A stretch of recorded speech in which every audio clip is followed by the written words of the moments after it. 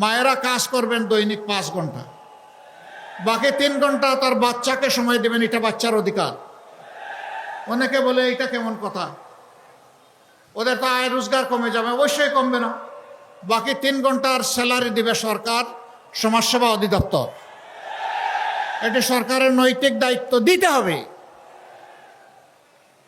একটা সুস্থ মা, একটা সুস্থ শিশু, আগামী দিনে সুস্থ সমাজ। এই সুযোগ, এই সম্মান তাদেরকে দিতে হবে।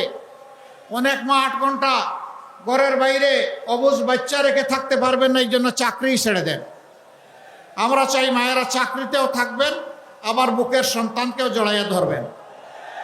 শুধু তাই না, শিল্প এলাকায় আমরা সংখ্যা নির্ধারণ করে দিব যে এত সংখ্যক মহিলা থাকলে সেখানে অবশ্যই তাদের বাচ্চাদের জন্য ডে কেয়ার সেন্টার থাকতে হবে। মা কাজের ফাঁকে 8 ঘন্টা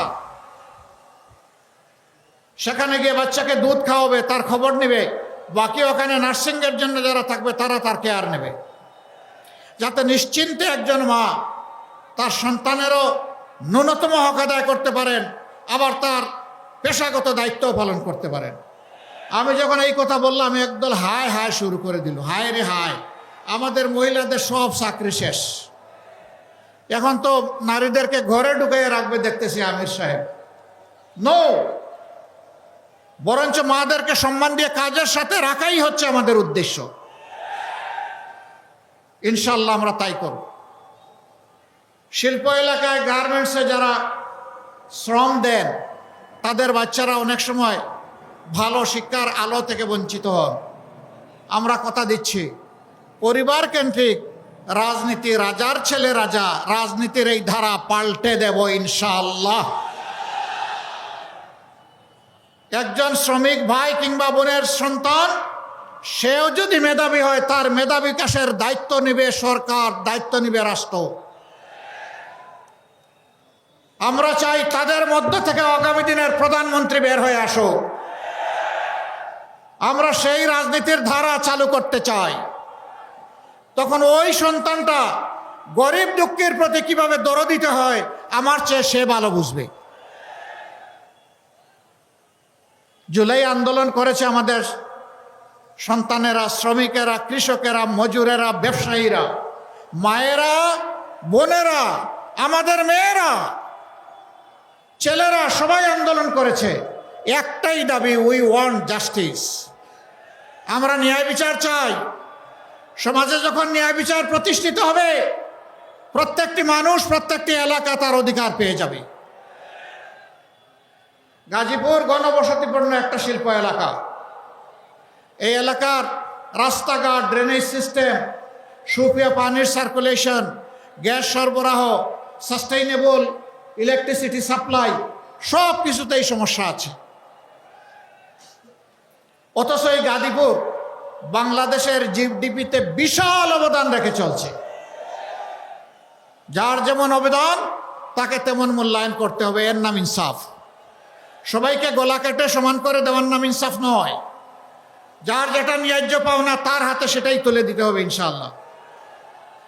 আমাদের এই মানুষগুলো সেদিন কারো কাছে মিছিল করে বলে নাই, দে দে চাঁদা দে। এটা কেউ বলেছিল? কেউ মিছিল করে বলেছিল দে দে বেকার ভাতা দে বলেছিল? তাও বলে নাই। কেউ বলেছিল দে দে ফ্যামিলি কার্ড দে বলেছিল? বলে নাই। বলেছে দে দে আমার হাতে কাজ দে, আমি কাজ করে সম্মানের সাথে বাঁচতে চাই। প্রিয় দেশবাসী, যুব সমাজ, আমরা কারো হাতে বেকার ভাতা তুলে দিয়ে অপমানিত করব না। আমরা সুশিক্ষা এবং প্রশিক্ষণ দিয়ে প্রত্যেকটি তরুণ তরুণী, যুবক যুবতীর হাতকে, সক্ষম মানুষের হাতকে আমরা দেশ গড়ার কারিগরের হাত বানাবো ইনশাআল্লাহ। কাজ তুলে দিয়ে বলবো এটাই বাংলাদেশ, যা চেয়েছিলে এটা তোমাদের দাবি, এবার 2 হাতকে বাংলাদেশকে গড়ে দাও। যুব সমাজ তৈরি হয়ে যাও, আমরা এই দেশটাই তোমাদের হাতে তুলে দিতে চাই। বাংলাদেশ নামের যে উড়োজাহাজ, এইটার ককপিটে বসিয়ে দিব যুব সমাজকে। আমরা গিয়ে বসবো প্যাসেঞ্জার সিটে ইনশাআল্লাহ। ওরা আর পিছনে তাকাবে না, ওরা সামনে নিয়ে দেশকে এগিয়ে যাবে ইনশাআল্লাহ। একদল লোক আছে শুধু পিছন নিয়ে কামড়াকামড়ি করে। এদের স্বভাবটা চিংড়ি মাছের মতো। চিংড়ি মাছ দৌড়াইতে শুরু করলে শুধু পিছনের দিকে যায়। আমরা তো মানব জাতি, আমরা পিছনে দৌড়াবো কেন? আমরা দেশ নিয়ে সামনের দিকে দৌড়াবো ইনশাআল্লাহ। আরেক দল আছে এখন জনগণের উত্থান, তাদের অধিকারের পক্ষে আপোষহীন মনোভাব এবং ইনসাফের পক্ষে গণজাগরণ দেখে তারা দিশাহারা হয়ে গেছে। এখন দিশাহারা হয়ে মায়েদের গায়ে হাত দিয়ে দেয়। আরে এরা কোন প্রজাতি? মানুষ তো মায়ের গায়ে হাত দিতে পারে না। আমরা এদেরকে অনুরোধ করি, সাবধান, কোনো মায়ের গায়ে হাত দিবা না। দয়া করে তোমার মাকে আগে সম্মান করতে শেখো। তুমি যদি তোমার মাকে সম্মান করতে পারো, বাংলাদেশের 9 কোটি মাকেও সম্মান করতে পারবা। যদি তুমি সম্মান করো, তোমাকেও স্যালিউট। আর তুমি যদি আর হাত বাড়াও, মনে রাখবা মায়ের সন্তানেরা আগুন হয়ে জ্বলে উঠবে। এ কাজ করবা না, এ কাজ করবা না। যারা মাদেরকে সম্মান করতে পারে না, আল্লাহ তাদেরকে সম্মানিত করেন না, আল্লাহ তাদেরকে অপদস্থ করেন। আমরা আমাদের মায়েদের সম্মান কারো কাছে বন্ধক রাখবো না, কোনো কিছুর বিনিময়ে না। জীবন দিব, কিন্তু আমার মায়ের সম্মান নিয়ে কাউকে আর টান দিতে দেব না। আমি এই কথাগুলা বলি এই জন্য এখন আমার পিছনে লেগে গেছে। আমি তোমাদেরকে পাত্তা দেই? আমি আল্লাহ ছাড়া কাউকে ভয় করি? আমি আল্লাহকে ভয় করি আর আমার বিবেক নিয়ে আমি চলি। তোমরা যা পারো করো, ওগুলার জবাব দেওয়ার মতো সময়ও আমার হাতে নাই। করতে থাকো, পড়েও কামড়াও, কামড়ি করো, ওখানেই থাকো। প্রিয় গাজীপুরবাসী, ইনশাআল্লাহ গাজীপুরের কিছু ন্যায্য দাবি আছে। আমি দেখেছি এখানে 60টা দাবি আমার কাছে দেওয়া হয়েছে। আমি কথা দিচ্ছি, ইনসাফের পক্ষে আপনারা রায় দিন। ইনশাআল্লাহ আমরা যদি আল্লাহ তাআলার মেহেরবানি বিইজনিল্লাহ এবং আপনাদের ভালোবাসা সমর্থন ভোটে এ দেশ সেবার দায়িত্ব পাই, আমি আপনাদেরকে সাক্ষ্য রেখে বলছি, গাজীপুরের প্রতি আমরা বেইনসাফি করব না। দাবি সবগুলা সঙ্গত। রেল ক্রসিংয়ের উপর ওভারপাস, এটা কোনো ম্যাটার না। ইন্টেনশন থাকলে 6 মাসে এটা সমাধান করা সম্ভব। টেকসই একটা ওভারপাস করে ফেলা সম্ভব। প্রতিদিন মানুষ দুর্ভোগের শিকার হচ্ছে। ইনশাল্লাহ আমরা করব। বলবেন এত টাকা কই পাবেন? এই যে যাচ্ছেন আর করবেন সব জায়গায় বলেন, টাকা আমাদের আছে তো। টাকা আছে না?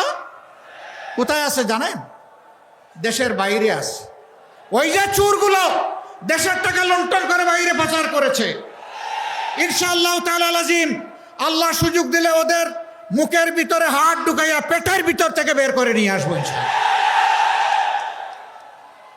এবং সেই টাকা রাষ্ট্রীয় কোষাগারে জমা হবে।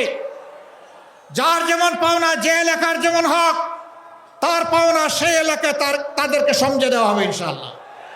তবে আমরা মন গড়া পন্থায় কোনো উন্নয়ন করব না, নিজেদের ভাগ্য বদলের উন্নয়ন করব না। 18 কোটি মানুষের ভাগ্য বদলের উন্নয়ন আমরা করবো ইনশাআল্লাহ। এই উন্নয়নের অংশীদার হবেন আমার কৃষক, শ্রমিক, মেহনতি মানুষ, সকল শ্রেণী পেশার মানুষ। এর উন্নয়নের কারিগর হবে আমাদের যুব সমাজ ইনশাআল্লাহ। একই সাথে কাজ করবেন মায়েরা, একই সাথে কাজ করবে আমার ভাইয়েরা। যার যার জায়গায় শ্রেষ্ঠ অবদান রেখে চলবে। মাদের জন্য বাড়তি একটা দায়িত্ব আমাদের আছে মায়ের জাতি হওয়ার কারণে। এই দায়িত্ব হচ্ছে গৃহে, চলাচলে, কর্মস্থলে 3 জায়গায় ইনশাআল্লাহ মায়েদের জন্য আমরা নিরাপত্তা এবং মায়েদের জন্য আমরা মর্যাদা নিশ্চিত করব ইনশাআল্লাহ। তারা হবেন শতভাগ নিরাপদ এবং মর্যাদার সাথে তারা দায়িত্ব পালন করবেন। রাষ্ট্রে এই দায়িত্ব দিতে গিয়ে আমরা কোনো জাত পাত, ধর্ম, বর্ণ দেখব না। আমরা দেখব মানুষটা এই কাজের যোগ্য কিনা, আর দেশ এবং জাতির প্রতি তার অঙ্গীকার বা দেশপ্রেম আছে কিনা। এই 2টা জিনিস পাওয়া গেলে যেই যোগ্য তার হাতে কাজ চলে যাবে ইনশাআল্লাহ। প্রিয় দেশবাসী, আমরা একটা ইনসাফপূর্ণ দেশ চাই। আমাদের মার্কা কি বলেন তো? জামাতে ইসলামীর। হায় রে হায়, এইটা আগের সরকার খাইয়া হজম করে ফেলেছিল। কারণ এই দাড়ি ফাল্লা থাকলে সমাজে তো বেইনসাফি করা যাবে না।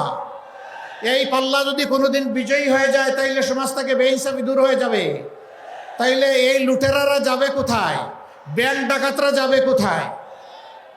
দুঃখের কাহিনী কি বলবো, 15.5 বছর আমরা সকলেই মজলুম ছিলাম দেশবাসী। 5 তারিখ থেকে কিছু ভাই অতীতের মতো মজলুমদের উপর আবার ঝাঁপাইয়া পড়লেন।